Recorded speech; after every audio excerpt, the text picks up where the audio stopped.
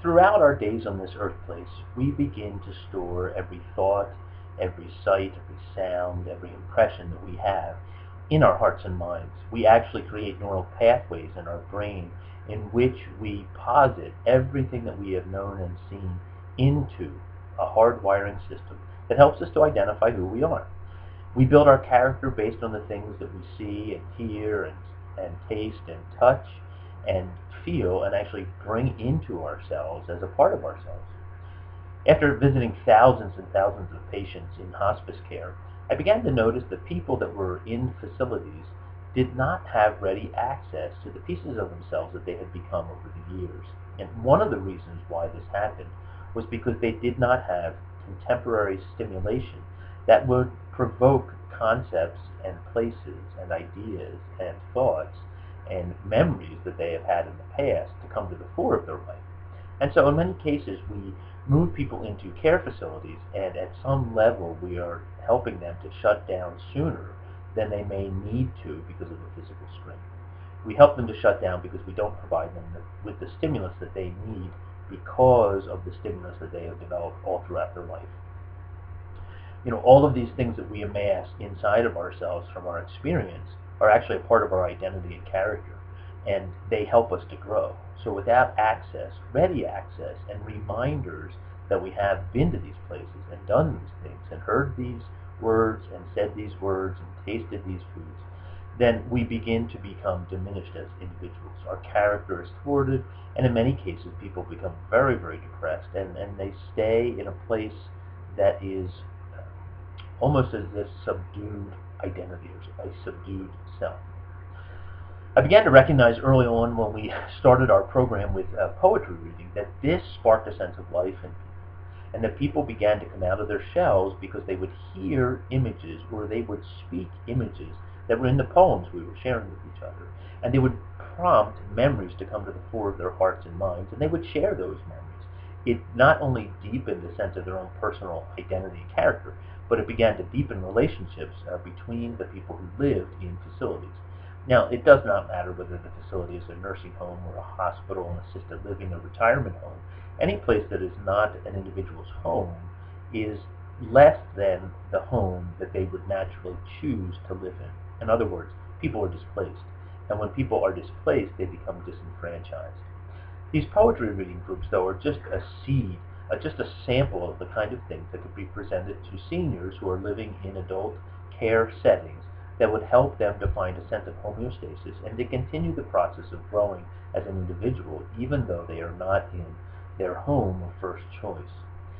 Now, I recognize that facilities are not able, with the budget that they have, to be able to provide enough staff that have enough expertise to be able to bring forth these things from individuals who are living in their care. However, I think that there are people available in communities to help seniors find out who it is they have been and help them to stay connected to that so that they may live the remainder of their lives true to their identity and to their self. We can depend on, in our case, our hospice sends our volunteer coordinator once a month to a nursing home to do a poetry reading with people that live in the facility. But there are other religious organizations, there are social organizations and clubs, there are civic organizations and clubs, there are also schools, not only of high school and junior high students, but also of college and graduate school students who have expertise in certain areas that could participate in the growth of seniors in their local community. And this community connection, this almost grassroots program, if you will, to supply reconnection to seniors in facilities could change the way people live their final years and ultimately change the way people die in America. I think of the thousands of things that are interests for people. People have hobbies. People love to collect stamps, let us say. People love to play cards. They love to interact with each other. They love the arts. They love poetry. They love literature. They love music. They love dance. They love painting.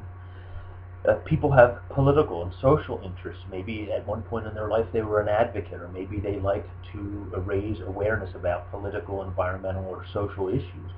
How does one do that while one's in a nursing home, or in a retirement home, or in an assisted living, or in a hospital setting, if you do not have access to resources to help you enact these things? We're looking at the baby boomers coming into their own when it comes to end of life and also senior care issues. And these are people, all of us, who have had great sense of mission about life and drive around issues. How will those people find connection to who they are unless we find some connection from outside resources in the community to come into facilities and to partner? I think also that people love to cook and spend most of their life learning how to cook and to prepare meals for themselves. And then there's the gift of the table, people sitting around and conversing. How will we approach and also engender a sense of connection to people's past life in cooking?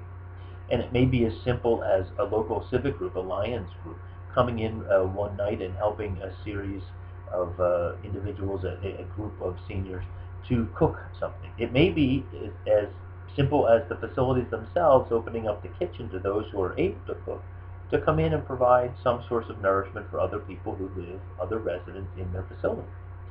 I also think that sharing a meal is very, very critical for people. As a clergyman in the Greek and the Russian Orthodox traditions, I know that food and table are central to people's identity and growth. But the people that they are sitting down to table with in facilities may not be people that they have known their whole life.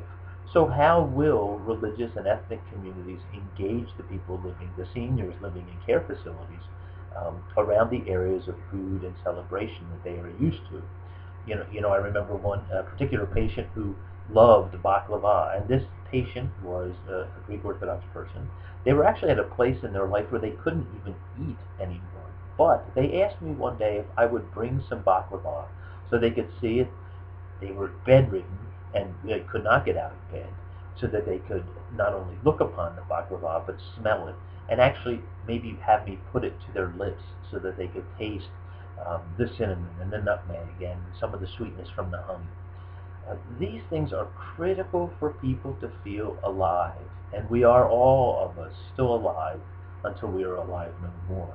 And these things build our sense of identity in that aliveness. Storytelling is another critical thing for people. How will we engage people to tell the stories of their life unless we provide opportunity for them to do that? Reviewing photo albums becomes a wonderful way for people to begin to tell their stories.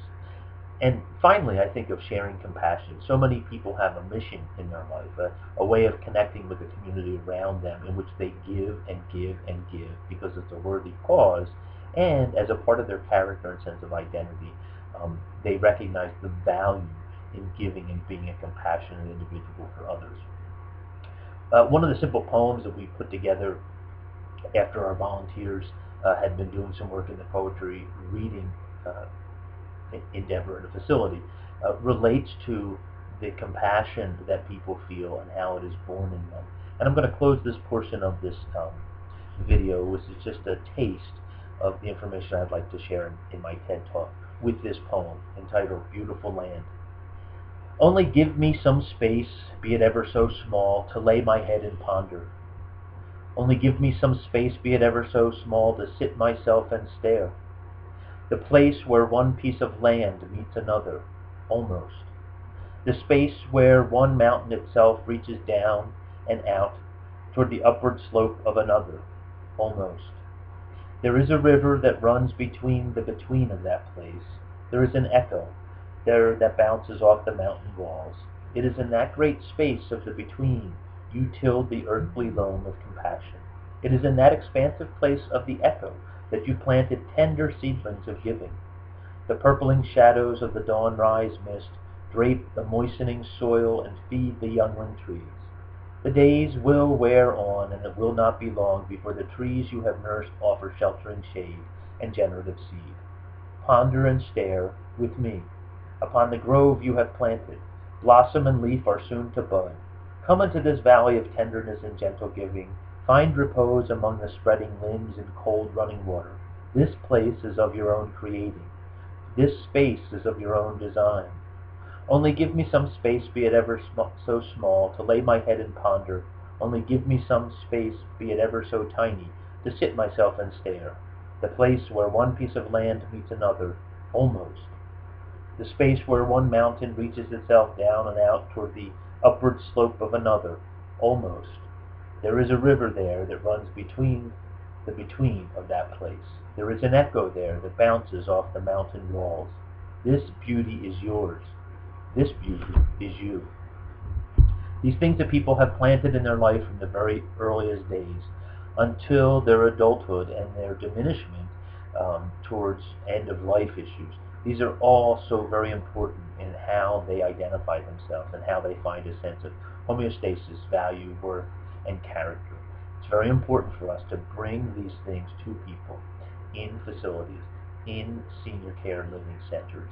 And it should be done by those people in the community around them, not just simply the facilities and the staff there.